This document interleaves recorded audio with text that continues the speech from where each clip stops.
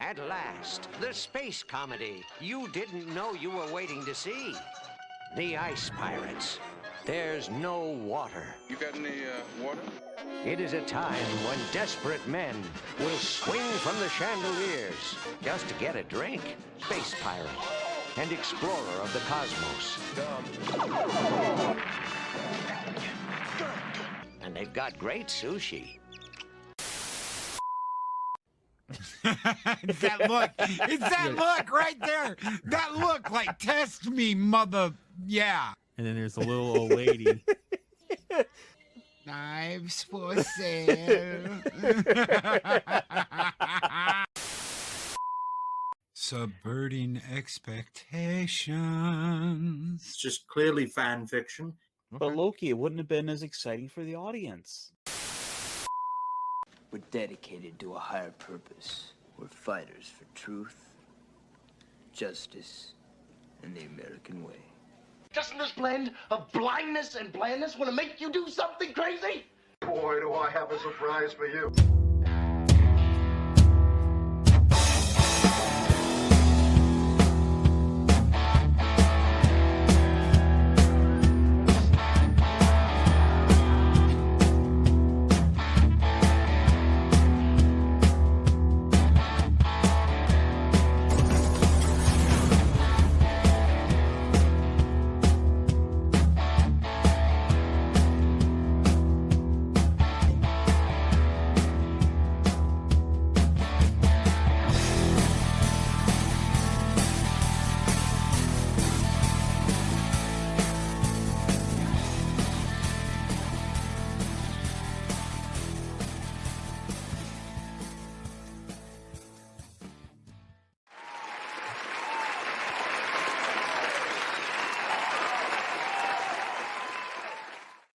Well, greetings and salutations, everyone. I hope you're doing well. Welcome to Talk Hard. That Tuesday is time to talk hard indeed. And Ice Pirates is the movie of the night. And yes, there were moments where I paused and scratched my head going, how did I get us into this mess? But it is a crazy, silly, fun film. And we will definitely have some conversation about it tonight. But with me, as always, our co-host, Stone Cold Loki. How are you, my brother?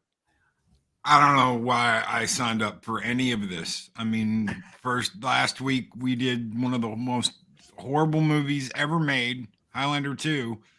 Now we're watching Ice Pirates. Thanks, Pops.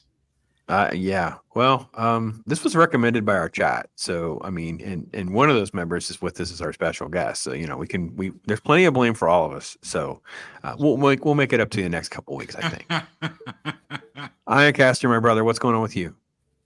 I like to think that we're all playing Ice Pirates this week. We're all playing Ice. We all could be Ice Pirates, indeed. Indeed. I think we all would fit into some of the different character roles. Well, one of those people who recommended this movie quite a while back, and yes, I did keep notes, and we said, well, let's see if he can come on up in here. And sure enough, his first appearance here on Talk Hard. Dave Bob, my friend, how are you? What's going on? I'm doing good, but blame Loki. Well, hashtag blame Loki. Yeah, that's true. That's true. What did I do? Whatever. It doesn't matter. No. It doesn't matter. Everything is always blamed on Loki. It's true. Oh, that's true. That's true. It is. So, all right. So with that, Dave Bob, so what is it about this movie that kind of keeps it is at least a guilty pleasure for you, or some sort of, you know, I don't know, when the last time you've seen this, so to speak? Well, honestly, it's just because of the time. The time was in the 80s, and campy sci-fi movies were all the rage, you know, after Star Wars and everything. You know, you had so many different things coming out. This was just basically a parody, and it just kind of hit me as something that, you know, was funny and I liked.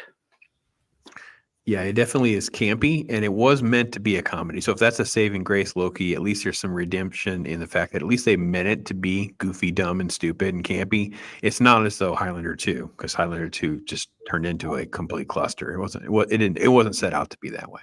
Whoever wrote this was high. whoever directed this was high. All the actors, high. Everybody related to this movie was high. That's yeah, that explains it. It That's was Loki's the take.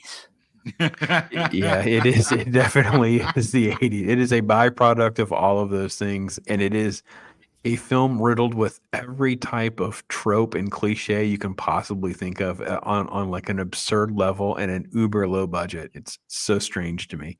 Such a strange film to rewatch. So Ironcaster's first time watching this, but before we get to him, we'll say hey to chat. Chris Persia, the wrench of wrenches, the man that's holding down everything here, the goat around here. Hail to the triumvirate of talking hard. Hail, Pops, Loki, and Ironcaster. Well, hail you, my brother. Stay warm in the great wide north, my friend. Thank you for all you do. Louis Sparrow is here. Hey, lady. Thanks for being here. Thanks. Pat S. Also doing great. Hopefully you are too. From Japan, there he is. AC. How you doing, AC? Awesome to see you. He'll be on one of my upcoming comic talks. So it'll be great to spend more time with him as well. So it's good to see he's dropping in those emojis. So if any of you are members out there, make sure you do that. Take advantage of some of those emojis. It's one of the fun things we get to do around here. And yes, fight for the users. Let's see. I got everybody else has comment. It is a great film. Well, Luis, I'm going to question your use of the term great, but I do appreciate the fun of this film. So Yeah. Someone needs to say this first, so I'll do it. Space herpes. There we go. It's out of the way. It's out of the way. Got it out of the way. Space herpes. Yes, Ironcaster. I think you may be right. You may be right. Riker, yeah. Funnier than Beyond Battle of Stars. I don't think we have an argument there. I think it is funnier for sure, but I think it's meant to be. I think it's so over the top. So, but it's Ironcaster's first time watching this. Now, Loki, I know you may not have had the best of times, but surely you're like me. You had a moment every time some of the ridiculousness, you had to think to yourself, I wish I could see Ironcaster's face right now. I don't know what the hell I was watching. So I don't know. I've only seen this movie once before. Yes, only once when I was a teenager. I think I was so high then, I didn't really understand it then. So, I mean, is there a plot? Because they changed the plot like 3 or 4 different times. Well, it's 3 or 4 different movies. It thinks it's The Wizard of Oz. It thinks it's Star Wars. It thinks it's Star Trek. It thinks it's Mad Max, Road Warrior. It constantly thinks it's Battlestar Galactica. It doesn't know what it is, and I don't think it doesn't know what to do with it. So it wants to be Space Vikings. It's everything. Yeah. It's all of those things and more, because it also has space herbies and ball chomping conveyor belts, and it has John Matuzak. I mean, this movie is riddled for absurdity. Yeah. Yes, I know. Don't call him Shirley. Thank you, Royal, keeping me honest. Thank you. They had to have the alien type reference in there with the space herpes. You can tell it was the 80s. Yeah, it was. It's such a strange film. I mean, High is probably not even doing it justice. It's just this weird concept of just throw everything against the wall to see what will stick. So this is the guy that wrote Kroll. He did work on some other stuff that was very campy back in the day. He did some Man from U.N.C.L.E. and Batman and stuff like that. But for some reason, the studio let this move forward, and then MGM changed leadership in the middle of all this. So it kind of created kind of a mess for the film even more than it already had, because MGM was going broke. I think they were limiting the money to like $8 million. So they didn't have money, but they had people locked in. Like, I mean, I guess Robert Ulrich was probably trying to get out of it, and he couldn't get out of it. And then it just turns into this bizarre strain. And every time there's another scene, so again, like you, Loki, I have not seen this movie in forever. I was telling Dave Bob before we started, it has to have been the 90s for me. I don't know. So interplanetary wars, galaxies gone dry, evil Templars, and we have a shortage of water. That's pretty much your plot setup. So Battlestar 1980, maybe. No, it's way worse than all those kinds of things. So. How do you even go about like reviewing this? Because I made Eris watch this with me. Good. I like sat her down and was like, "You're gonna watch this," and she goes, "Questions." I'm like, "Stop pausing it. I'm never gonna get through this movie before we do the review if you keep pausing it and asking me questions. Just watch." And she said, "I don't know what y'all are gonna do for an hour and a half." I said, "Pretty much roll footage of the movie and talk about the movie as it goes along because there's not much else we can do. It's just stuff that happens. There's no like real story exactly. And anytime you think there could be a story, then they completely change all of the plot devices and the story elements. So there's just so little. That's why it's going to be just one of the worst reviewed movies of all time, no matter if like Dave Bob was saying, you can just have a laugh at it, because especially if you understood the 80s or grew up in it, you're like, yeah, I get it. I get what they were doing, having fun, whatever. And it just turned into a cluster. But it just doesn't. This movie doesn't make any sense. It's so cheap and cheeky and silly and stuff like that. So, roll a little bit here with this Ironcaster. Give us a little bit of our introduction, because I think it does help at least. Because Dave Bob, you're obviously a fan of Angelica Houston from back in the day. Oh, well, back then she was a very attractive woman, and it kind of shows through in this, especially when she chops the guy's head off. Well, and, you've got Ron Perlman, as we were discussing before the show. We have Ron Perlman pre-foot face, so there's that. Back when he had a fresh face. Eris couldn't forget that. She saw that and was like, "Oh my God, that's Ron Perlman." And I said, "Yeah, that's Ron Perlman." Lyle Alzado, man. No, not Lyle Alzado. That's John Matuzak. Yeah, Matuzak. Matuzak's a freaking enormous human being. My gosh, he's huge. Ron Perlman here looks like he could have been like Corsair in like a Star Blazers movie. He's got like the 80s headband on. Like, is this literally like what Dave Bob was saying earlier in Loki? Is like literally like the footloose headband, and just it is like prop shop vomit in this movie. It's just everything thrown against the wall. Foot face. I have to be honest. The biggest thing for me in this first portion of the movie was I forgot they actually used swords. For some reason, thought that it stayed sci-fi. I forgot that they were like pirates. Get it? I mean, it's just so cheeky. Swashbuckling adventure. Wow. Big, giant lasers.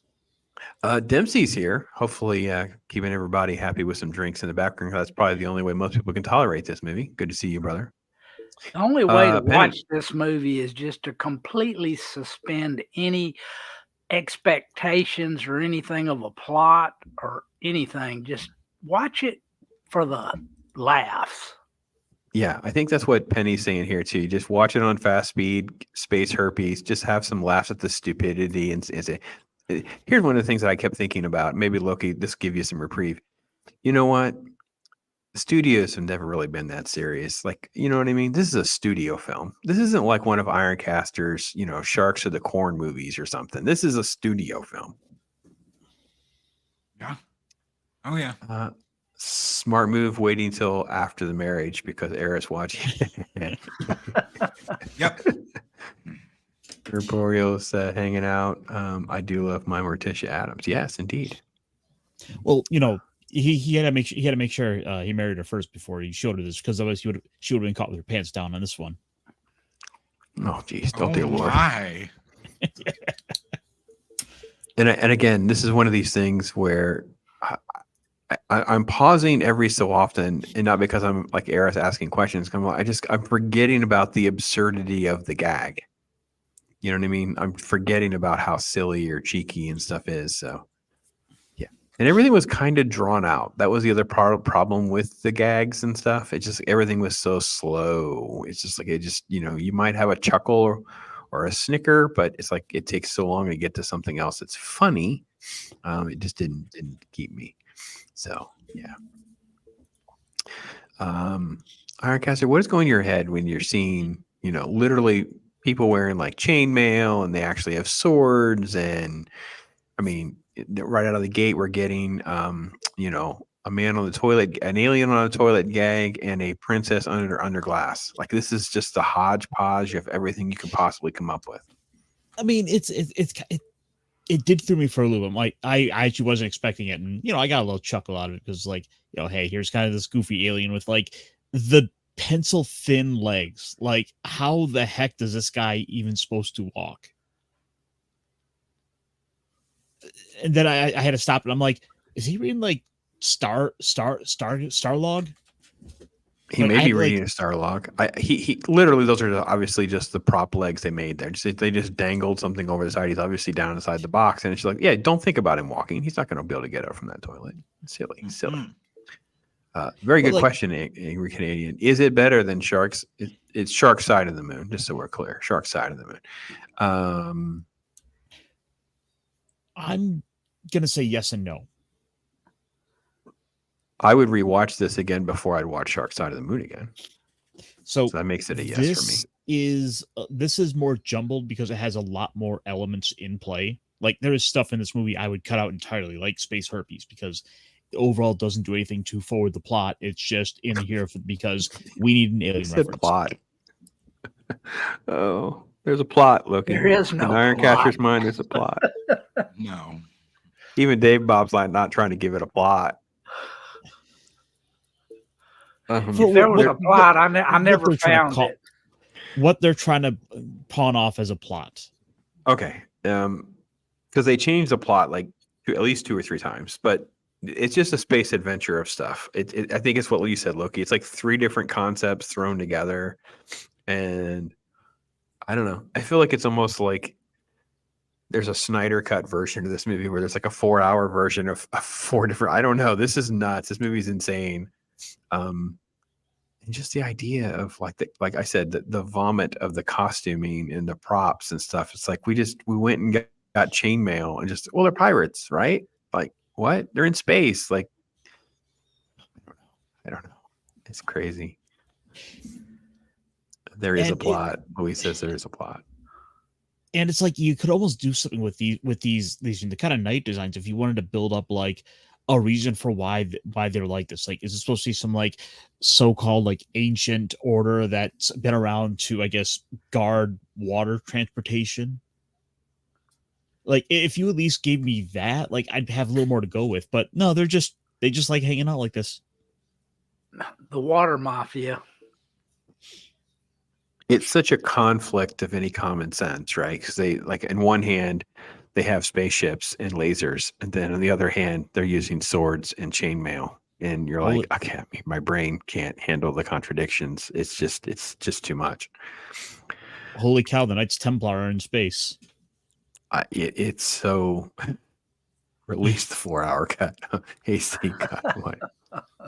Loki, could you think of an example? Maybe that's what we'll do. We'll think of an example of a movie that has such an extreme contradiction in its elements. Because this was one of the most extremely, because we have all of this, and then we have, of course, at the end of the movie, we have like a time warp thing going on. Like, the movie is so riddled with contradiction that it's kind of hard to get my head around. I can't think of a more disheveled mess besides maybe Highlander 2. Yeah, this is worse than Highlander 2, though. That is also boring, except for very few parts. Highlander 2 is boring. There's some of the Sean Connery, like, glad the magic works, and when he's talking with the guy with the skull, there's some funny stuff in that, but this is just. But this is like bad. This was bad goofy, right? This is how I felt. This is like bad goofy. And by the way, Ironcaster, they had to be high. Robert Ulrich, they didn't even bother trying to keep his look the same. Like, 1 minute his 5 o'clock shadow look is so different from scenes to scenes. It was so distracting for me. Why are they wearing chainmail? Why are they wearing chainmail? It's a space. Because they're pirates. But they're pirates. Yes, why do they have swords if they have ray guns? Yeah. I think you might be onto something there about them being high on set because they were probably hotboxing with the princess. They were hotboxing with the princess. Absolutely. How do they have a bunch of drug use going on? How do they have intergalactic travel and they have no way to reproduce water? I mean, they could make water on the Martian. They made water in the Martian. And they have fuel, right? They can make fuel for the spaceships, but they can't do water. Like, I just can't. I mean, literally, you would just be. So even if you do like worst case scenario, like the Martian, like you were saying, you would just be like repurposing urine. You would be some sort of massive filtration. If you have like space travel technology, surely you'd be able to. Anyway, Louis Sparrow says we're taking it too seriously. We really aren't taking it seriously. We don't know what else to talk about. Yeah. Because this is like the Snow White scene with Robert Ulrich with his weird button up the front vest. I think a more interesting movie would be the 2-hour version of the behind the scenes footage where they first see each other in different scenes and costumes and all the outtakes of the robots and losing limbs. And that is way more entertaining than the actual end product. So. You know, there were little things in here that kind of threw me off, like the fact that like they just straight up have like Home Depot ladders for, you know, getting up and down. Like this is the regular. Oh, I have a ladder like that in my yard. I thought that exact same thing. I actually thought, I think I have that ladder. So Mrs. Pops like, check the yard. Is that our ladder? Because that literally, we have one of those ladders. 100%. It was at this point I was like, oh, I see where the budget cuts came in. Well, no, that's what. I don't think you could have had any budget cuts on this. It was so low rate already. Well, this is Build so a bad. ladder. Went to No. Just no. Get one from the tool truck. Well, right. They went to go film it and rent to go. He has to get from this point to this point. How's he supposed to do that? I don't know. Loki, go get that ladder. That won't make any. That won't make any sense. No, it doesn't matter. Just have him go up that ladder. That's literally what it was. It was like, yeah, go get that ladder. Somebody get me a ladder. This is the only one we could find. It's fine. Just put it here. No one notices. That's right. No one That's cares. exactly what I would have done. I just put it there. Put it there. Just put it no there. one's going to notice it. Yep. No one's going to take the time to care. They're going to be so blitzed out of their mind because they're coming to see a movie that was made by people that were blitzed out of their mind. Yeah. Yes. It was the 80s, folks. Yes. The chainmail is so they can breathe in space. It's not even over their faces. That would be a Shark Side of the Moon reference. Well, actually, it's on the side. See the chainmail helmet that those guys are wearing? That's just like Shark Side of the Moon. So technically, yeah, those are breathing space. Chainmail. So this could be a prequel to Shark Side of the Moon. Or something that happened a long time after it. After they fought all the sharks that drank all the water, they have a water shortage. So the sharks. Oh man. So Ice Pirates and Shark Side of the Moon take place in the same universe, Ironcaster. I love this movie that much more now. That's Shark Side of the Moon. Shark Side of the Moon 2. They lost Jason where is Earth back. was. They lost where Earth was, and that's why the 7th planet is the legendary planet. Because you guys do realize when they said 7th planet, I was like, oh, it's Earth. 7th planet from the outer reaches of space. Battlestar Galactica. We're gonna have to find Earth. Yeah, if you count from the outside to the inside, it's the 7th planet. If you count from the, it's third. This is bad. All right, Ironcaster, move us along. I just wanted to point out, like, they like chop his toes off, or apparently they're implying that like the boots His too big. boots are too big. Yeah, isn't that after the hand or before the hand? That's before. Okay, that is actually the next thing I have. Yeah, the hand was great. There it is. I actually laughed out loud at the hand because he just throws the hand later and it's such a bad rubber hand. I mean, I literally remember having one of those for like a Halloween party back in like the 2000s, like a rubber hand like that. Like, wow.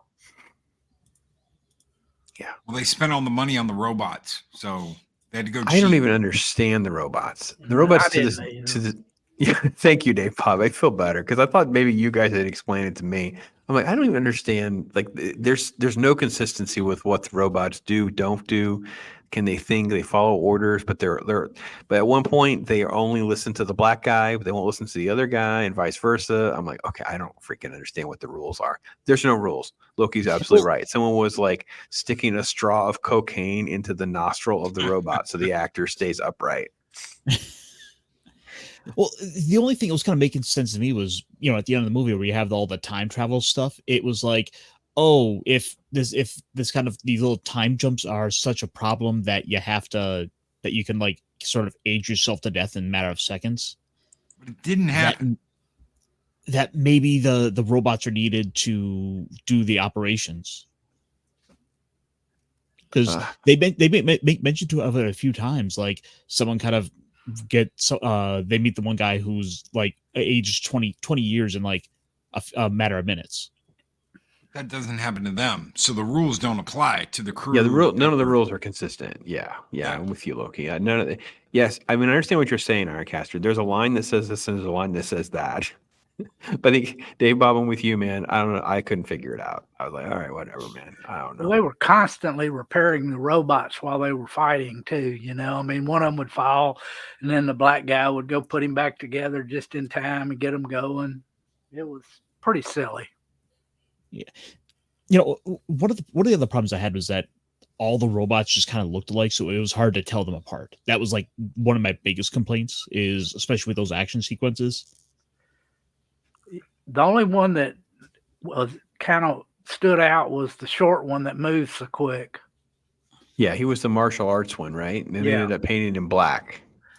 Right. And they missed it. They made him perfect because they made him perfect. Yeah, which by the way, it predates the "once you go black, you can't go back" joke. Which that was a reference that came along way later than 1984.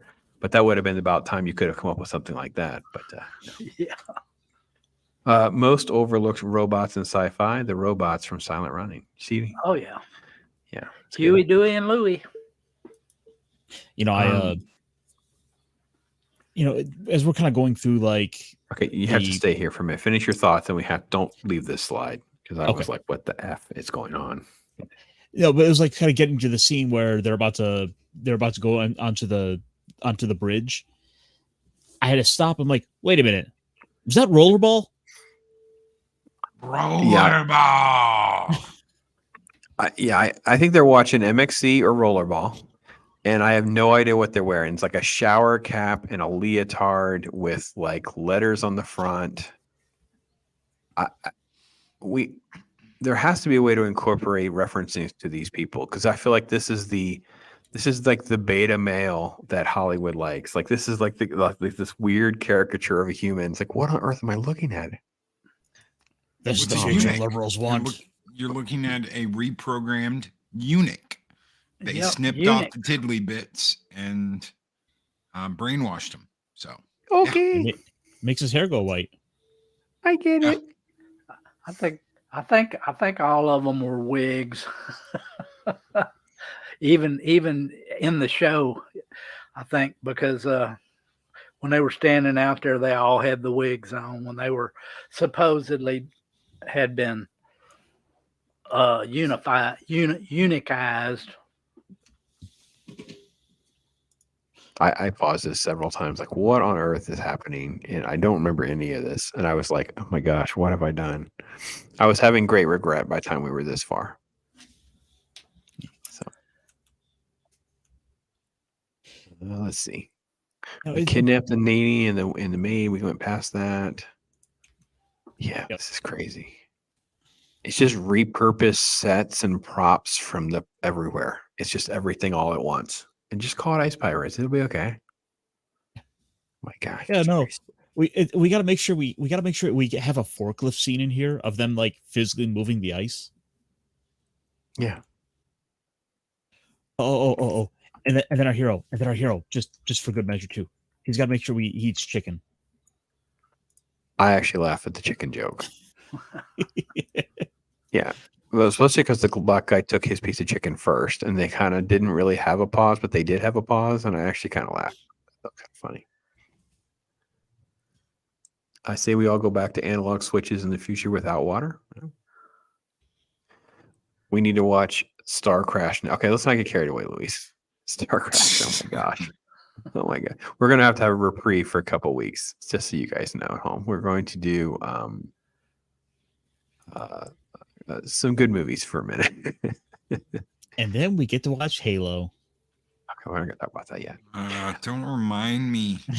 They're coming back. We'll watch this again. No. Dwayne is here as well. Rollerball. Yeah. Jonathan. Yeah, there it is again. Jonathan. You gotta say it right. Pops Jonathan. Sorry. Jonathan. Sorry, my brain was already onto the next comment. I'm still laughing at the chicken that's on screen, and I'm trying to deal with the Princess I think Leia. He's basically, our Jason here is basically supposed to be like Dash Rendar. Han Solo saving Princess Leia. And they're your Cylons. Oh, this movie doesn't know what it wants to do. This movie's trying to do everything. Like they just let everyone in the room smoke the pipe and throw something against the wall. I mean, Stewart, I don't know what I don't know how much who gets credit or blame for which piece of ideas. It's not like a big enough movie that we know. At least I don't know. I think they just had a bunch of check boxes, and they said, "Alien check, robot check." That's the guy off Star Trek 3, The Search for Spock. Genesis! Except he doesn't have the ears. They took the ears off. How do you not hear with ears that big? Genesis allowed. It's not. It's planet forbidden. It just take the ears off the guy, and there you go. You've got lump nose. Yeah. And then a few years before this, he was in the Star Wars Holiday Special, getting like orange juice poured in the top of his skull. Yeah. He was Volcano Head. Man, they ripped off all sorts of stuff from Logan's Run. The city, that city shot, dude. Yeah, 100%. That city shot, I was like, it's Logan's Run. That's Logan's Run. Why are they using a scene from Logan's Run? They had the set. They had the stuff. Yeah. So this was supposed to be a $20 million film that was supposed to be serious, and MGM slashed it to 8 and hired a comedic writer, and that's where they had the comedy redo. Jason was really supposed to be played by Kevin Costner. That is funny. And then he instead decided to go do Waterworld. Well, that was much, much later than this. Yeah, that's an uber bad movie, though. But you're right. But I will ask, since we kind of talked about the check boxes, what would you rather have? The 80s check boxes like this or the modern check boxes? Oh, 80s for sure. I think it depends on what you want to do. I mean, I think you can. I mean, there are tons of movies that we've said are good that have all of those boxes checked. We talk about like Alien versus Predator. If you watch Alien versus Predator, it can be viewed as a very woke movie in the sense of checking those boxes, even though I don't think it is a woke movie. This is not even checking boxes in the same way. This is just they literally ran through the prop department, like Loki said, "I found this mask." It's like, what's that? Is that a Trek mask? I don't know. I don't know. Nobody had it. So we'll take the ears off of it and do this with it. Okay, I got it. And then we're just lucky they didn't show up with a Captain Kirk mask.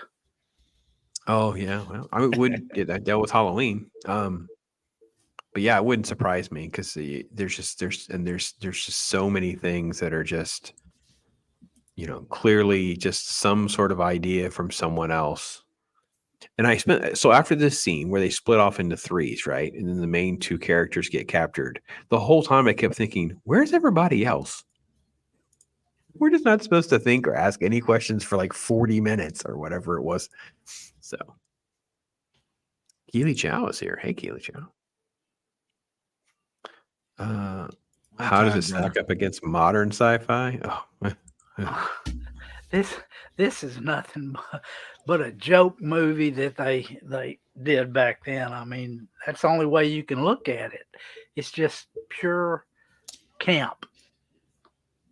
Yeah, I think they may even have had some serious idea. And then again, I think it's just such a mess. It's like, well, we don't have any money for that. We don't have any money for that. No, I told you, put the ladder over there.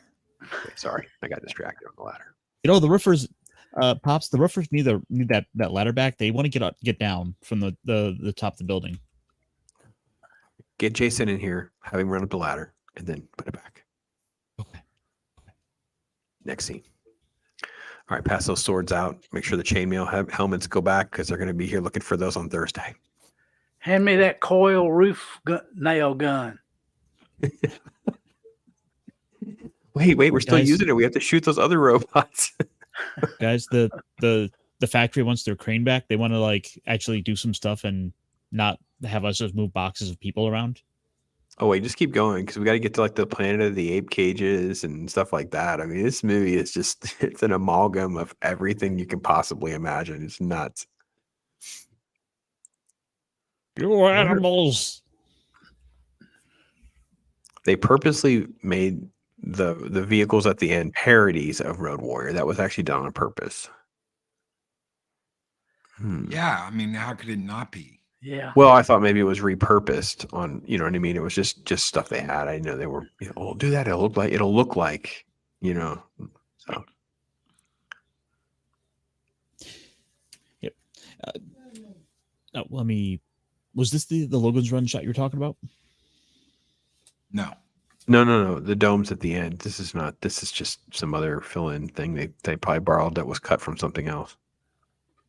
No. Well, yep. So our heroes get captured and they're then sent for processing, as it turns out.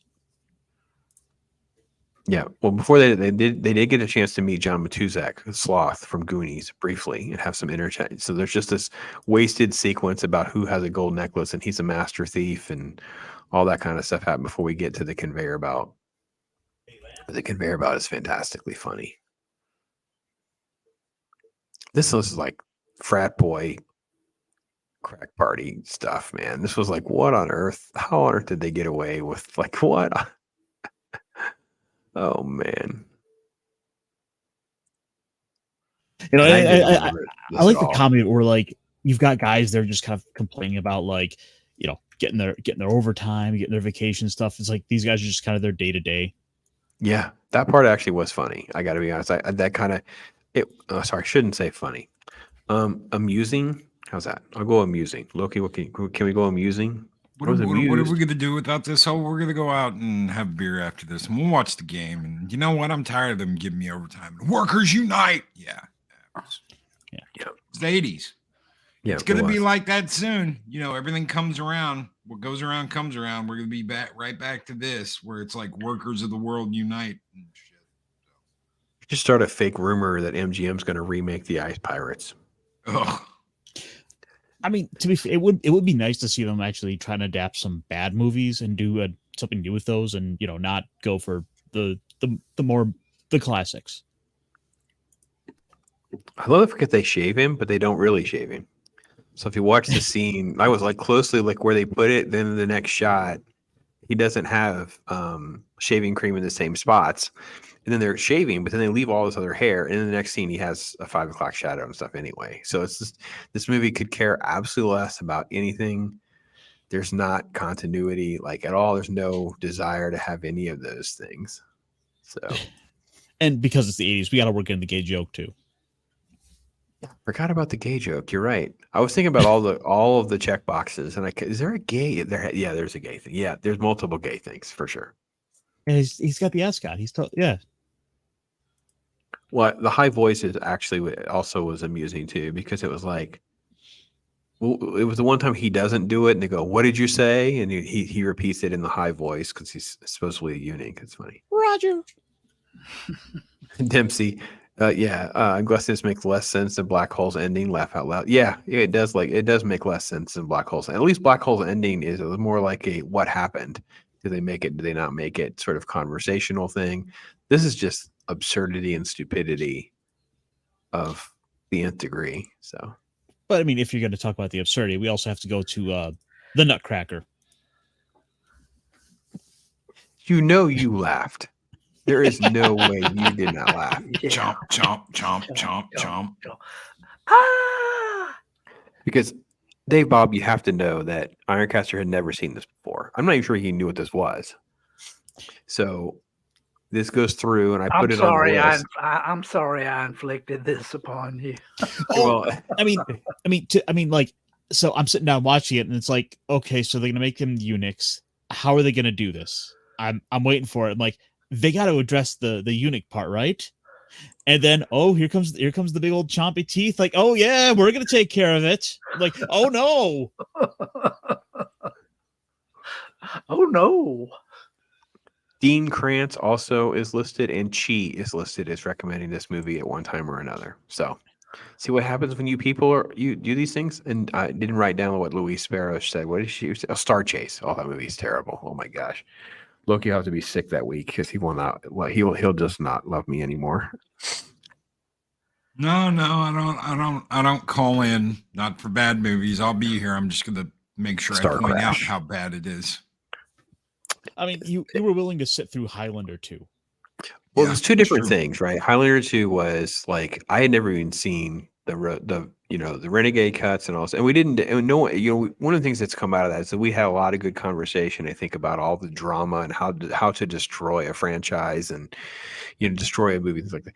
This movie was just like, well, we were going to do this, and then no, we're going to do it a comedy. You get less than half the budget. Half the actors were probably trying to find a way to get out of it, and none of them could. So it turns into just a complete cluster. Well, the thing I was hearing was it was actually sort of the inverse. They slashed the budget when they were trying to make a more serious film, and then they said, all right, well, now we got to try and make it a comedy to try to cover up for the fact that we can't do our hard sci-fi we wanted to do anymore.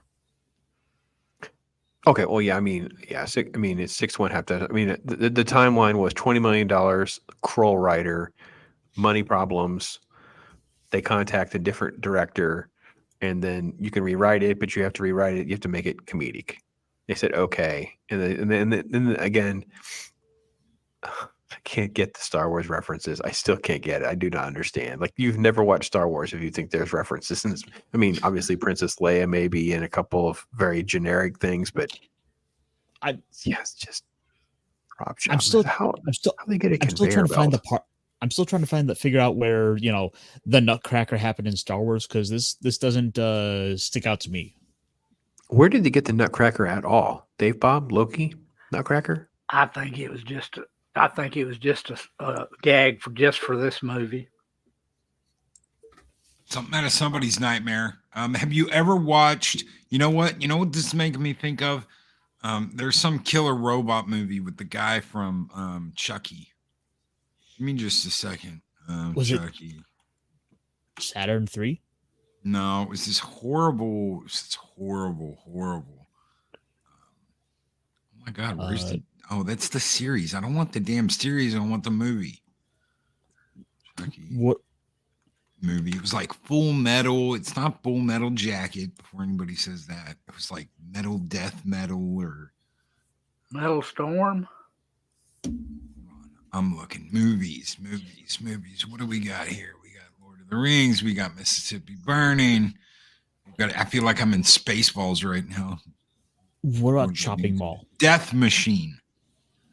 So if you've never seen a movie called Death Machine, it looks like they took the mouth of the monster from Death Machine. And it is a horrible movie. It's one of the worst movies you're ever going to watch. Put that on your list, Ironcaster. I'm sure you'll love it.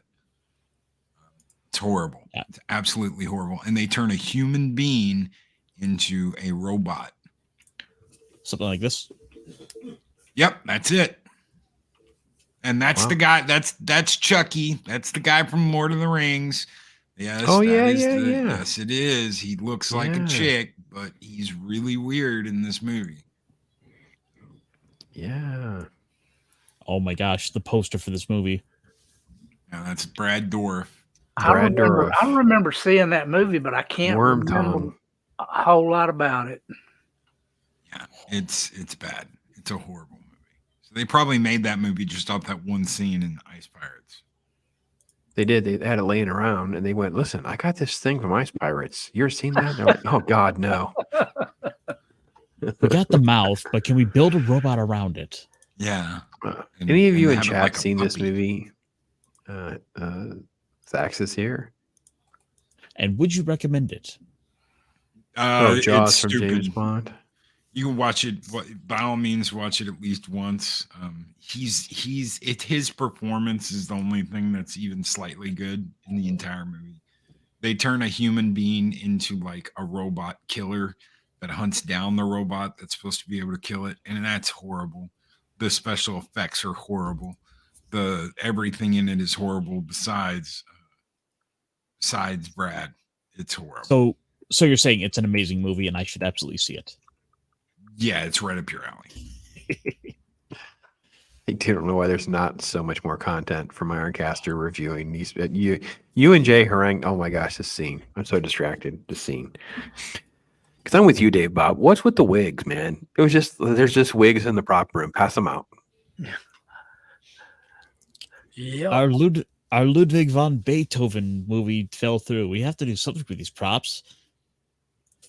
My gosh.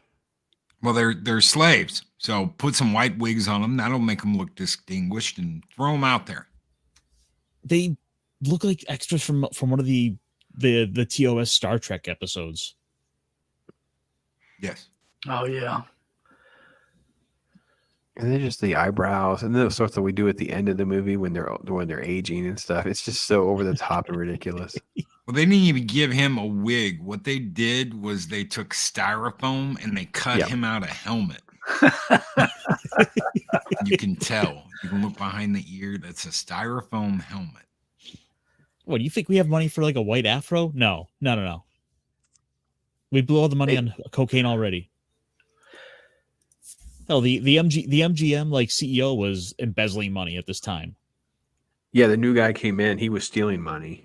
So that made things even more complicated and worse for everybody involved. I think that the only love of this film has to be where people are just in their dorm rooms, just passing a bong and having a laugh at the absurdity and stupidity of things. There's just no other explanation. This movie's crazy.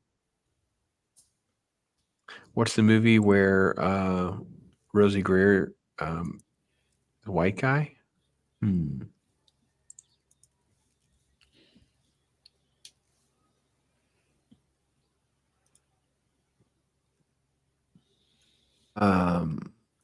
Yeah. So we've got what I can only describe as like Mira talking with like a bishop from a chess set. I'm just going prop department chaos.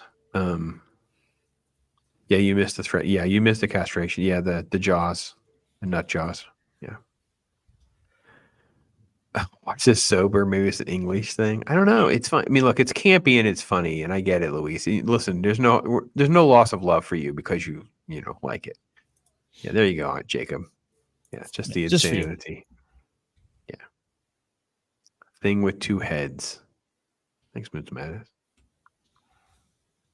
There's like just like a random bit where like the rich are like rich and powerful, like getting like electroshock therapy that's caused them to like levitate into the sky. It's like, what? Yeah, where did that come from? I didn't even understand what was happening. I didn't think they were going to literally get high. That was Logan's Run where they just start floating.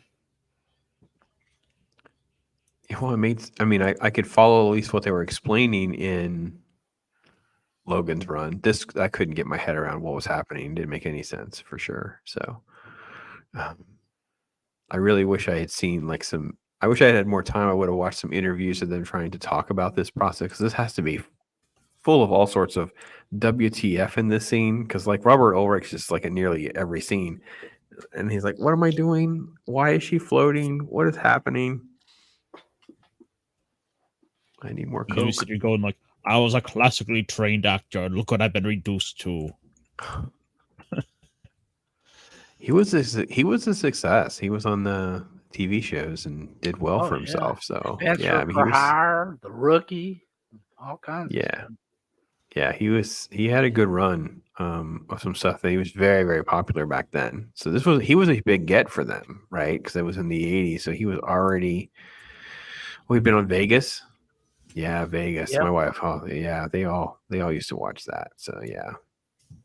What? Yeah, he was doing well for himself. Yeah. Next thing you know, he's with this weird lady's wearing this like blue trash bag, and I guess she's taking electrocution to float in the air.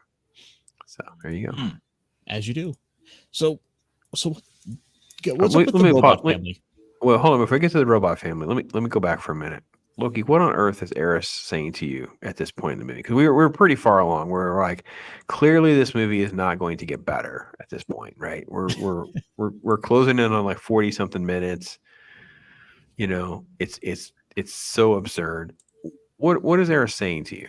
She had to assure herself that whatever drugs these guys were taking, I had never taken. It's no, sweetheart. I didn't do, super hard stuff like, inject anything or put anything on my nose or anything like that. And she was like, this is the dumbest shit she'd ever seen. And I was like, oh, well, you need to come hang out with Pops and Ironcaster more because we have watched some pretty dumb shit in the time we've been doing Talk Hard. Yeah, we got to go the whole scale. The whole scale. This is part of my argument with the whole scale. We talk about why I think things are bad or why I think things are good. You have to have the whole scale. Things like this have to be in the bottom so we can have something to size up Echo and other shows because this is insane.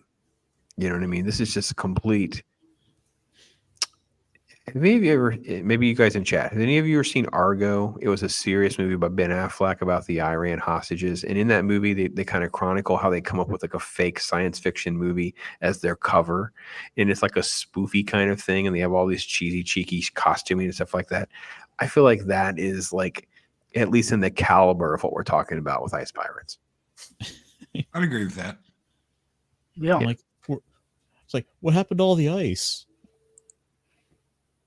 If someone said, in the 1980s, the CIA took money from Hollywood to fund its anti-drug war, blah, blah, blah, I'd be like, oh, yeah, that happened to Ice Pirates. Yeah, there really was $20 million, but like 12 of it went out the back door. Yep. And up for some sort of distribution project. I could see that. That would actually make this movie even a bigger. That actually would make this movie a lot more fun if we knew that. So, yeah, okay, Ironcaster, talk about these robots because I'm hoping you guys can shed some light. I have no idea what's happening with robots in this movie. Little robots, big robots, Cylon knockoffs, little droids on remotes. I have no idea what's happening with robots in this movie. So I can only assume they're trying to like build up like the world of Ice Pirates as though like we've seen aliens and we've got like all these other sentient entities around. So like, why don't we have some, robots going around? They have like their own little happy families. They can't just be slaves. It's like, let's just go have this little happy journey with them all. And then like, they get brutally run over and it's okay because they're just robots. Well, they went over to the set of Rocky 4 and they took the robots from Rocky 4. You remember the robots that were like washing the car and were like, thank you. Do you want a Pepsi? They took those robots and they just brought them over here. Those are the robots from Rocky. But were any of them a pimp? I don't remember a pimp bot. No. Oh my gosh. That's something else. I couldn't believe this scene. He's not just a pimp bot. He's a black stereotype. So funny. So stereotypical. I was like, holy cow, this scene needs to be clipped. This scene I actually thought was really maybe one of the funniest parts because I just felt so awkward of like, oh my gosh, I forgot all of this. This is actually funny. You guys want to get hooked up with some big fat booty? Follow me. Yeah. Yeah, you just never stop. And it was all for the sake of like, well, we gotta find a way giving them a ride. I know. Let's like have them like steal a necklace in like the cage. Yeah, I guess. I mean, at this point, you're giving them a lot of credit for planning. I think they just did stuff and like, okay. Yeah. But like, how did Johnny Matusek even get the gold necklace back? They don't really, it's like it's been with two other people and that's like, he has it again. You're like, okay, well, he's a thief, so it's okay, I guess. But then I have questions about like the trash bot. It has a tongue. What is happening with the tongue on this thing? Like there's like a little guy and again, I feel like that's the princess's personal trash bot. So it's gonna have a tongue. No, her personal bot was one of the other bots that like they're all her personal bots. I mean, he was like it's her ship, remember? He was like the robot from Heavy Metal in there. Is what he was doing. Like her personal bot had like cufflinks on and a bow tie. Robot, yes, madam. Vibration mode on. Mm-hmm.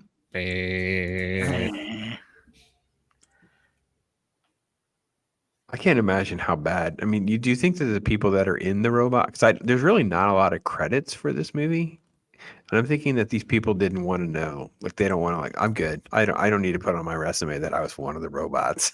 I think they were I'm all good. homeless. It's just a whole list of John Smiths.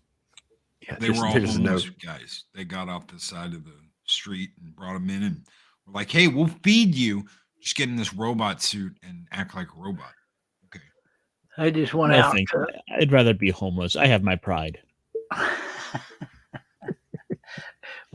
went to the Salvation Army and just, had a casting call. I love the guy that did the pimp bot. His credits are Trading Places. Big black guy. Things like that. He was on a Deep Space Nine episode. Klingon. So yeah. He did a lot of stuff. Just random black dude. So they managed to escape, and they're of course trying to go and like get to a pirate who can hopefully get them down to a contact with her father. Because we have to try to work in a plot for why they've escaped from like the luxurious like dinner party where they're all doing electric drugs to now they're back on like the totally not Millennium Falcon. Right, because she bought them, even though they're pretending to be unique, and then she buys them, and she's telling them, "We'll tell you later." And then she allegedly has ice on the ship, and they're going to go and search for her dad. And then you end up with like this. Okay, now what? Because the first every act has like 2 or 3 different plots, and none of them add up into one linear story. So it's just things that just keep happening. I don't get the cufflinks. It's just I know it's supposed to be funny. Dave Bob was like, "Yeah, it's supposed to be funny," and I'm like, I don't even understand the humor. I don't get why. What person thought that was funny? I don't understand. I'm having a hard time. It was probably the same person who thought space herpes was funny. We've talked about it so much. It has to have credit because at this point it deserves credit because they're like, "Get it off my back. It's on my arm. Don't tell anybody about the herpes." What do you mean you didn't tell anybody sooner? Well, there's no harm in it. Well, that's not what I hear. I mean, there were so many 80s references that worked for that joke. That joke works really well for the 80s references. I get that one. Yeah. Yeah. And like, did you guys catch the face when it was like close up? Yeah, that's got like an actual face. Terrifying. It's so ridiculous. Yeah. It's like a melted pig. Yeah, I think it's some sort of prop that they use, and then they just blowtorched it and melted it into this mess. I think I've seen that somewhere before. Yeah, I don't know where. Maybe you guys in chat, you guys know? There's a person that's credited as special props. That's probably his claim to fame. Hey, you got any water? Thank you, Dean. Dean, I believe you are also given some credit for us watching this, just so you know. Credit or blame, depending on who you talk to. So you take that up with Loki. So I guess after this, we wind up on the Cantina planets. Yeah, we end up in the Cantina scene. Yeah, this goes on for a little bit longer than I thought it did. So we can cut through this pretty quickly because it just doesn't. None of this really matters. Is what was funny to me. I want to see Morticia cut a guy's junk off. That's what I want to see. I want to see Morticia cut a guy's junk off. Can we see that? And what the hell is up with the pirate? The pirate bird with no feathers. I couldn't even figure out what they did because it actually felt like it was supposed to be a bird that doesn't have feathers. Like, did they get an African gray? And what did they do to pull this off? I don't even understand. That right there was kind of a mystery. That thing looked hideous. Sick. It looked like an African gray that's been like manged up or something. It was so strange. And its wings chopped off. It's got a turkey's body. It's got a little chicken or a turkey body, and then just the head of an African gray with the wings chopped off. See, Pat gets the jokes. I get it. There's the space herpy jokes. I can see. So I hate keep harping on me of all people is the one that harping on this. I at least can understand why they made the space herpes jokes. That I get that joke. Like that, it didn't age well, but I understand that one. Some of the other stuff, I don't understand what they're even trying to go for. Like it doesn't even make any sense. So, okay, get this bird off the screen. Lord help me. Oh my God. Thank you. You got these Okay. two. This They're was supposed to be again just stuff in the prop department. Yeah. Yeah. They borrowed that from Hell Comes to Frogtown. Yep. Maybe. Frog Lady. Hell Comes to Frogtown was way better special effects in this movie. Okay, so the lady on the left, that's that chick from Total Recall. That's like, I'll be ready for a surprise. The head that like this guy's 2 weeks. When he's like 2 weeks, it's the same chick.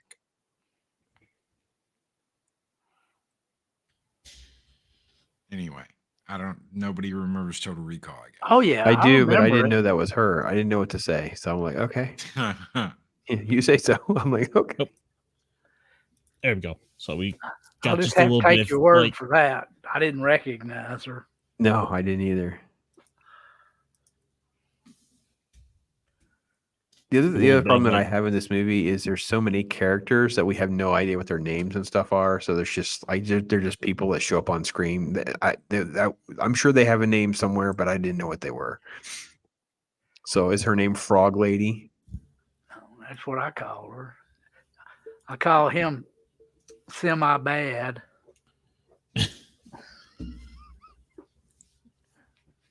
a farewell to Nex. Yeah. Morticia At least they chopped gave his neck off. Angelica Houston something cool to do, so that was good. So again, they just repurposed something and just put some foil over here and put this piece of machinery on the back. And I don't know if y'all ever had anything like that when your kids were young or you were young, but they used to have those kind of like derby races, but you'd use little model cars to do it. That's what that looks like to me. Yeah. What is that called? Those little derby cars. Derby. Pine Hill Derby or something like that. Yeah, Pinewood Derby. Yeah. Oh yeah. You're supposed to carve them out, put wheels on them, and you weight them down so they go down the track. Yeah. Yep. But this is like an I Spy game. This is like everything in this movie. You feel like you're doing I Spy. What other movie or other department did it come from? Yeah. I spy something stolen from Logan's Run. Get your ass to Mars. Yes. Get your ass to Mars. Brubaker ID. Soapbox Derby. Yeah, that's the full size one, isn't it? Or the kids get in it.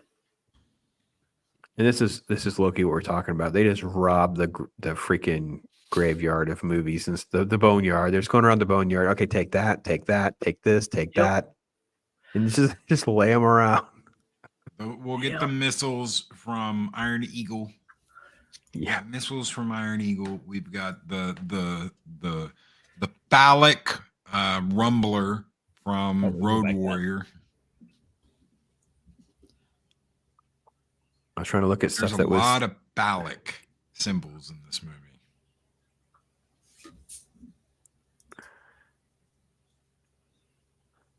A lot of robot butts too. Phallic symbols and robot butts. I'm sure they had a great time making this movie. I'm sorry if I sound like I'm dissing it. I mean, in a way I am, but it's like they obviously didn't give two shits about this. Well, it's the ultimate like cluster, and I don't even know kind of like how to get my head around the end product because it just turns into such a mess. And this film is, I mean, again, to Dave Bob and Dean Krantz and Cheese credit, there are a lot of people who put this in like cult film lists and they have an affectionate love of this film. And again, I'm going to go back to dorm room pot smoking is my explanation. I don't have much else for you. Well, don't forget being British. That's true. Louis Sparrow. That's right. Point. Louis Sparrow. Yeah, sorry. You get some love. And this should be in the cult classics. I expected what's his name from Army of Darkness to pop out like every 5 minutes. Yeah, Ash. That would have been actually funny if they had the rights to Ash. They put this in the Ash universe. That actually would have made this. That would have been a freaking great way to end this movie. Yeah. Or imagine if we got to recast Ron Perlman's character with Bruce Campbell. But give Yeah, me maybe. Bruce Campbell. Give me Bruce Campbell. I expected to see him in this. It's a shame we didn't seen Ash pop out. Would have been cool. We could de-age Bruce Campbell and have him as Jason in our remake. I love it already. You just got a major upgrade just by having Bruce Campbell in it. I'm just saying. You know, one of the things that bother me is like I keep seeing this missile tease in the movie, in all the action stuff with like the big giant like pirate skull car rolling around. Yeah. And I'm like sitting here expecting like, okay, are they gonna launch this thing at it and blow that up? Like, we're totally gonna see this thing blow up, right? Nope. No. They teased It me. never does. That would have cost too much money. They did. Yeah, it didn't actually work. It doesn't actually do anything. That would have added $45 to the budget. You're gonna have to fast forward quite a bit because we aren't even at Guy's head real yet, quick, aren't we? Real quick, the mentor that they came to see, this is what I was saying. He got aged up like 20 years in like 3 minutes, and he's now like the 60-year-old guy. Right. And apparently in all the battle, he like gets his spine snapped. Yep.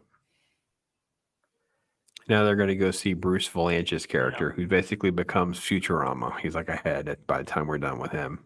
And they got to bring along the 2 space donkeys and the 2 javelinas. Oops on. I was like, the butler boss got to go and have like, he's got to get the accessory pack. Loki, look at that. This computer, it's actually on wheels. They just rolled it in. They borrowed that from the Adam West Batman. Yeah. That's Yeah. part of Batman the was on the computer. list. Yeah, Batman was on the list. So they were allowed to use that one. That's one of the ones that didn't matter. So they were allowed to use that one. That's funny. Oh, man. Yeah, again, the robots having ties and cufflinks and pants, and there's suddenly a dog. I'm like, okay, I guess they kept the And a dog. donkey. Like, they don't have water, but we're gonna have more animals that need water. Okay. Donkey. Donkey. It's a donkey. After that, Ron Perlman cooks for a bit, and we got to make a space herpes joke again. Phallic space herpes. Why did it come out of the chicken? How did it get into the chicken? Why didn't they notice it was in the chicken? Was it in the chicken while it was cooking, or did it go into the chicken after? If it went into the chicken after, how the hell did they not see it? Not eating at this restaurant ever again. Maybe Ron Perlman already you don't had always space see herpes. herpes till it's upon you. So go ahead. Yeah, maybe Ron Perlman just already had space herpes, and he just like kind of gave it to the turkey. You never know the herpes are there until it's too late. Nan's gonna die of herpes. The space herpes ate Nan. Did anybody else at the end of this movie expect the space herpes to show up and eat someone like a giant alien? I did. I wanted to see it eat Nan. Instead, we have no idea how Nan died. She just kind of turned into dust. Yeah, they just make her like a dusty skeleton. But you know what? That would have been funny. Actually, the space herpes grew up to be this giant creature, but they wouldn't have had money for that. But that would have been sort of like the almost like what they did when Force Awakens, where it's like this giant creature just running around out of control. So, it's a space herpes thing. Just close the door. Don't go in there. Don't go in there. So all of that basically passes with like no consequence. It's just to fill some time for us so we can go to the next sequence where we got to like go to the next planet, which is like apparently the place where like they filmed the TriStar logo. Yes. Which is apparently the home of Gabe Newell. Yeah, Bruce Valanche. He was a professional. What do they call the Hollywood Squares character, dude? That's what I know him from. Oh man, what is happening? Which it turns out he's literally just ahead. He's the Liberace of the space 80s. Herpes. Yeah. Let's see. So All right. he gets captured because he has like the ring that gives him the coordinates for how to like get to where she wants.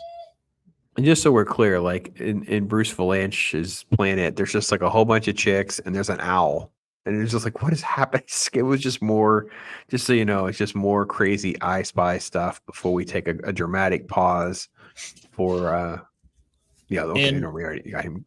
And they also like try to like convince him to like come along with them and like give him the coordinate, help them out so they can get to like the 7th planet. And they're like, he's like, no, I've got everything I want here. Like, I've got my ladies, I've got my owl. What more could I want? And then we sort of stop the movie, right? Isn't this when they're flying? Yeah, we stop the movie, and then they have this weird, like, what is? This is the picture you put on Twitter, right? Because in our private Twitter, you're like, well, we've got to talk about the wardrobe issues. I said, like, I'm thinking that's the only thing you want to talk about? Are you kidding me? Like, it's just. At this point, I think this was not planned, Loki. This is my thing. Robert Ulrich just he didn't plan it. He didn't tell anybody he was going to do it. He just did it right before he walked into the scene, and they didn't correct him, and it just made it through. And he laughs about it to this day. That's my theory. Suckers. Yep. As it turns out, then he gets wet in whatever hologram thing. Can't afford to refilm this scene. No. In fact, the next time you're on camera doing your morning show with Mexican Iron Man, I think you should just do your shirt like that and not pretend like everything is normal to see if Mim even acknowledges it. So us at home will be laughing. You know, No. I tried, people. I tried. Eris was like, they're gonna catch cold. They're gonna catch pneumonia. God, I love her. That's hysterical. I like to imagine he just like walk out on the set like this as a joke, and they all just roll with it, and like apparently it's actually a really successful seduction technique. And then this just really, and this was Dave Bob's gag all along, right? This is the 80s cheesy, cheeky makeout scene that's so ridiculous and over the top, doesn't fit what's happening in the movie. This was checking all of those boxes, wasn't it? Oh. Yeah. Oh, and his little ponytail, his little 80s rat tail ponytail. Yeah. Now, where did that come from? I didn't even know that was a thing 5 minutes ago. Next thing you know, that's what's there. Yeah, well, he kind of had it all along, but in different scenes, it disappeared. It probably just comes off with some Velcro. Oh goodness! All right, so to kind of bring it back forward to speed here a little bit, after the quote unquote passionate love scene, we find out they were able to get the coordinates to where they needed to go, but they were told do not deviate from this path by 1 degree, otherwise you will be like lost forever in time. And so that's when the rest of the plot is allowed to go forward, because it turns out our bad guy, who totally doesn't look like he would be like barred from entry to a school, is like, yeah, by the way, I was following you this whole time. Now we're gonna have to have a big giant fight. I forgot they step on the space herpes. Yeah. Yeah, this was just so drawn out with this whole going through space, time is speeding up thing. And none of this happens. Yeah. None of this matters because none of it happens. But they remember it happening. Yeah, they kind of roll time back afterwards or something. But they don't roll time back. It's just a random. It's something that never happened to anybody else that ever went there. Everybody else aged. Why does they not age? Why do they remember something that never happened? Because all these people died, and even he comes back in and he's like, did what I just think happened? Like a hallucination, and it's supposed to happen, but it doesn't happen because they have a kid because she got pregnant during the last scene, and then the kid's growing up, and the kid's the one that saves them. Yeah, and he looks exactly like Papa. Drop some more acid for those of you at home to keep up with this. So and Louise Sparrow laughing at us all. So Harry Knowles is given a body. A robot shits its pants.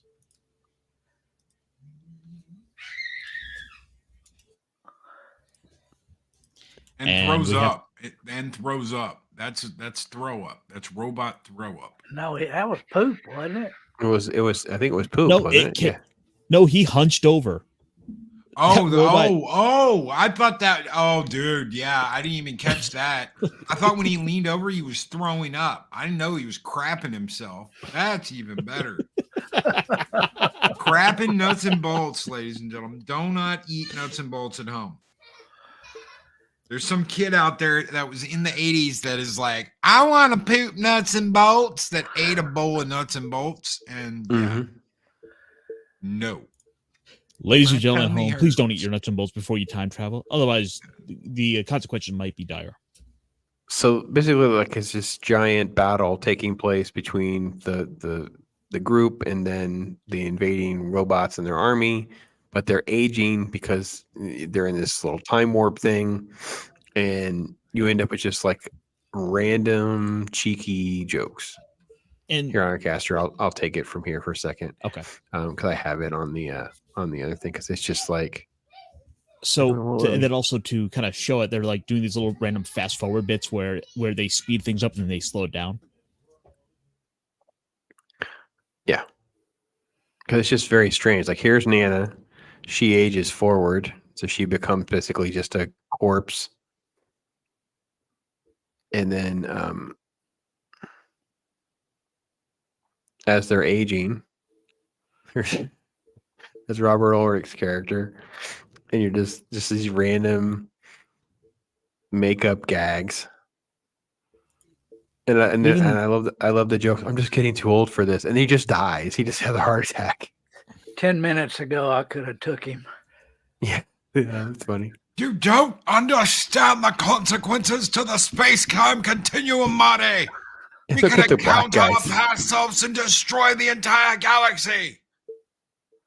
There's just crazy. I mean, like the black guy's white afro and stuff just keeps getting crazier and crazier. So anyway, they make it out okay, because that's the sun. I'm sorry, that's supposed to be the sun. And then they all just wake up. Hey, wait, we're out the other side. We made it. They didn't make it. They were 1 degree off, so they all died, and we're okay. And what happened is what could have happened, and we remember it as happening, but we're there now. They went through the galaxy's butthole. They made it. And then they roll the credits because the producer cut the final scene. That was my favorite part of researching this movie was let me stop this. Everyone's not distracted. So this wasn't supposed to be there. There's actually supposed to be another scene. Right? They're going to be on Earth. And let's see. So the John Foreman, the producer, tried to sabotage the film, pulled the money out, etc. But it turns out the producer was a close friend of Paul Newman's. The studio head had something derogatory to say about Paul Newman's wife, so the producer punched him. So at the end of the movie, they were supposed to arrive at Earth, fly over the beaches of Malibu. There's supposed to be water everywhere. The studio head just secretly cut it all out. I was like, what on earth? So yeah, would it have been like Malibu our time, or were these like the first humans on Earth? No. Well, I guess we'll never know. I'm just assuming they probably just were like, they probably just shot some footage at a beach. What a nice planet, Marty. Yeah, this movie is messed up. By the way, I think old Ron Perlman has like the best hair in this. I don't know, the black dude's white afro. You just saw that. Yeah. That was pretty freaking great. That's like pretty much cotton ball stuck on his head. That's pretty much Ron Perlman in the last season of Sons of Anarchy, right there. Yeah. Yes, I know his character died before that. I get it, but little he's got the foot face in the fast forward. So they did a good department work there. So. Oh, and just to make sure we got a little closer on this part here. Like they squashed the space herpes. Yeah, good job. Okay. Dave, Bob, I know you said it had been a minute since you've watched this. How does this make the rotation now? Mrs. Dave, Bob, and you're going to curl up and watch this every year now? It doesn't hold up. Are you proud that you made Loki suffer? Oh, well, of course. I mean, you know. Okay, making sure. I mean, everybody needs to suffer through this at least once. Well, this is my second time. Thank you. I think we should send Loki a shirt that says, I watched Ice Pirates and all I got was this stupid shirt. And then in parentheses, space herpes. And Yes, and space herpes. And all I got was space herpes. And this stupid shirt. Ironcaster, first time through. Let's get your take. It was another fun movie at the end of the day. Like it's got a lot of those fun elements that I feel like I miss in a lot of like modern films. I was like watching through it, like this is kind of dumb, but it's fun, and I want more stuff like this. It's like, you know, I'm kind of watching through it, and I'm watching through it, and we get almost a John Williams-esque score where it sounds like they're trying to like rip off the Superman theme. Da da da da da da da da da da. Oh, yeah, there was a couple of different. We didn't talk about that. I don't want to rehash it all, but there was a couple of musical cues that are entirely ripping off other stuff. 100%. Oh yeah, not just that one, but there's others. I'm slightly scared by the fact that one of the first tags on the movie under like storyline is castration. They put it in the trailer. Yeah. I mean, that's why I played that. That's why I put that in the front end of our opening was, you know, the space comedy you didn't know you wanted. And they put the thing there. And I'm thinking to myself, now I know why I didn't see this in theaters. This would not have been on the radar screen for the family. There was no way even my grandmother would take me to have seen this, even though it was PG. However, they did let me go see Airplane for some reason. Airplane 2. Okay, well, Loki, you survived again. Another week. Where is it with, you know, Shark Side of the Moon and Highlander 2? Are we still in the bottom of like the 1-star category? Oh yeah, or not even a star. But I will say that if you are tripping on some weird drug, I'm sure, or British, love you, Louise. I'm sure that you will enjoy this movie. It's big with the Brits. You know what? This wasn't a bad way to kill an hour and a half. It wasn't a bad way to kill an hour and a half. At least you can kind of be like, oh, they stole this from this. Where is this going? It's a horrible movie, and I wouldn't own it. Just there you go. I would not own this movie. But if you can, you know, sail the high seas and watch it once in your life, or even twice, if you haven't seen it in like 30 or 40 years, go ahead and do that and check it out. It doesn't take itself seriously, so that's why I think I'm okay with it compared to like Highlander 2, which was trying to be serious, or Shark Side of the Moon, which was like, we can make a real good movie, guys. We just don't have any money, and it's like, yeah, you also don't have any script that's worth reading. So, listen, don't start Dempsey. Let's not get carried away. Let's not get. Yeah, no. You know, I would space herpes and space whales could be related in the same universe for all we know. This is the kind of movie I would probably throw on while I'm waiting for like friends to show up for like a D&D night where we're doing like some sort of sci-fi game, just because it's all kinds full of all kinds of little science fiction nonsense, and it would kind of set the mood for that. Like I see a place for this film where it's something to kind of like, I'm waiting for people to come in, so we'll just throw this on and wait for people to arrive. You know, not even to really pay attention to this, but you look over and you see a little bit of goofiness while we wait for everyone to show up. Yeah, it's a crazy one. Well, it's off the list. Wow. The way we are rocking through the 80s though with this. Yeah, we did Highlander, which I guess was 91. But yeah, 84. We have a few from the 80s coming up. So House Moving Castles next, and we have Last Starfighter and Starman. So sci-fi 80s. It will be good to see and be able to hold those up against how bad this one is, because this bar is now moved significantly lower. And it's only saving grace, I think, is, like I said, the cheekiness of them not taking themselves seriously. Yeah, sure. I think we have to actually make like a physical like tier list just to like hold up like the year's movies with. Mm-hmm. Yeah, it's in its own little category for sure. So. Well, with that, guys, we'll wrap up. Again, thanks to everybody in chat for hanging out with us, enduring this. You guys, I mean, you guys in chat, you can give it a score if you like. Is on a scale of 10. What are you thinking?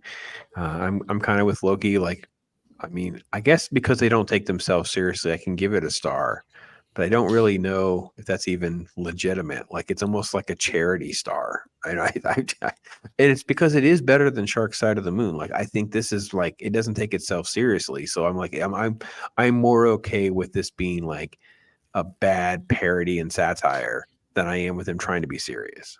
So I think I'm because I put Highlander 2 at about a 4, and I think I'd put this at a 3. I think Highlander 2 is a better film overall. Okay, all right. Out of Because 10 with that, or out of 5? Out of 10. Oh, out of 10. Out of 10. Okay, I was about to say you gave Highlander 2 a 3 out of 5. Okay. Oh no, it's a 3. It's a 3 out of 10. 3 out of 10. Or no, it's a 4 out of 10. You said 4 out of 10 for how this is a 3. Yeah. Yeah, because at least with that, I got more ultimately out of Sean Connery being just the presence of Sean Connery in that film. Oh yeah, I think that was the only reason we gave it a star, was just because of the Sean Connery scenes. Yeah. Yep. Next week, Penny, is the anime movie. It's called Howl's Moving Castle. It is one that Ironcaster has not seen in a while, and I have never seen. Brandon, the anime guy, will be with us, and you have not seen it either, Loki? Oh no, I have, because I hung out with Brandon. Are we really watching that movie? Yeah, I always heard good things. Is it not good? Okay, no, I'm just keep my mouth shut. Keep my mouth shut. Yes. Okay, I was told that it was the same thing I'm thinking of. Okay, I've only heard positive things, so no, this is not the movie I was thinking of. Never mind. Okay. I was thinking that other one with the weird. Ironcaster knows what I'm talking about, with like the German castle, and yeah, this is different. Never mind. False alarm. Okay, fair enough. All right, guys. Yeah, so this would be great. It's got like Billy Crystal in it doing voice work. Christian Bale. You know, it's part of the, it's got part of that whole trend where like they had a few decent like Hollywood actors providing voice work. Like in some of the other Miyazaki films, they got like Patrick Stewart. Yeah, good stuff. Yeah, 20 years. Dave Bob, what's going on, man? We got some I know you do Loki show on Friday. You got anything else in the hopper the next week or so? No, that's pretty much it. That's about the only place you'll usually ever find me. All right. Well, you are welcome here, my friend. We can hang out again sometime. That'd be awesome, man. Maybe we can watch something a lot more positive and uplifting, and entertaining, and not something that kind of just makes our scratch our head so much. Yeah. Well, thanks for having me. It's been awesome. It's awesome. Ironcaster, my friend, what's the schedule look like for you? Oh, let's see. I'll be on a little later tonight with T-shirt Historian for the Weekend Geek, or the Midweek in Geek, where we'll probably be trying to delve into a little bit of the Hasbro stuff that's been going on, because things aren't looking too good for them. I think he wants me to like talk about Echo, but I basically noped out of that. Yeah, I'm watching that, so you don't have to. So I'm on. I'll be episode 3 review drops tomorrow. I'm dragging it out because they need to suffer. They need to be documented of how bad this crap is. So yeah. I have my reservations about the movie, or about the show. Yeah, I bet you didn't hear much about it. Loki, how about you, my friend? Tomorrow's comic book roundtable. Tomorrow is comic book roundtable. We've got YouTube talk, which may be coming to an end. I don't know.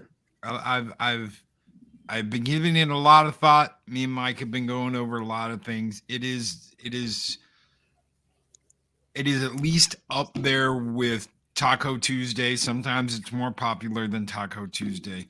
So I'm thinking about it. I know that I don't want it to become a Loki bitches about other people thing. I want to continue to inspire. I want to continue to work with people. I want to continue critiquing every once in a while, but I don't want it to be like I'm talking shit about this person because they didn't do what I think they should do. We've got enough of that with the people doing that crap on a daily basis on Twitter. I don't know. I'm thinking about it, but I know we'll have YouTube talk tomorrow. So there's that, and probably the comic book roundtable. I'm hoping. I know we've had 24 has been kind of MIA lately. All right. He's working really hard trying to get himself settled and get a new place. So, Well, you'll I don't have to if he'll let be me there or know, not. because tomorrow will be my premiere of Comic Talk in 2024. It'll be at 6:30 p.m. Eastern Time, 5:30 Central. We're planning on going right up until the time you were going to start your roundtable. But if you're not doing the roundtable, we'll just kind of keep going if people are still hanging out and interested. So James Mealy will have a pre-recorded conversation with him. We're going to kick things off about why it's great. Single comic recommendation before I do some reviews, and then we kind of have an open show and tell. And yeah, comic book stuff, comic book Wednesdays, man. So Yeah. good stuff. All right, well, folks, listen, it's always been great doing this. Great to have everybody here. Dave, Bob, I can't thank you enough, man. It's always awesome to spend time with great people, and you are in that category. It's awesome to have you with us, my friend. Well, thank you for having me, and it's nice to meet Ironcaster, and Yeah. y'all have a good one. All right, folks. Well, listen, you guys take care. Next week, Brandon, the anime guy, will be with us. We'll have a great film with Howl's Moving Castle. Make sure you get a chance to check that out if you haven't seen it, like myself. And make tomorrow a little bit better than today. Get out there, talk hard, man. Make the world, just legit, man. And that's how you do it. You can be yourself. Let your freak flag fly, and tell truth as it is. So, take care, everybody. Till then. All I do is chill. My life is a thrill, for real, Bob Ross. I be too calm for the drama.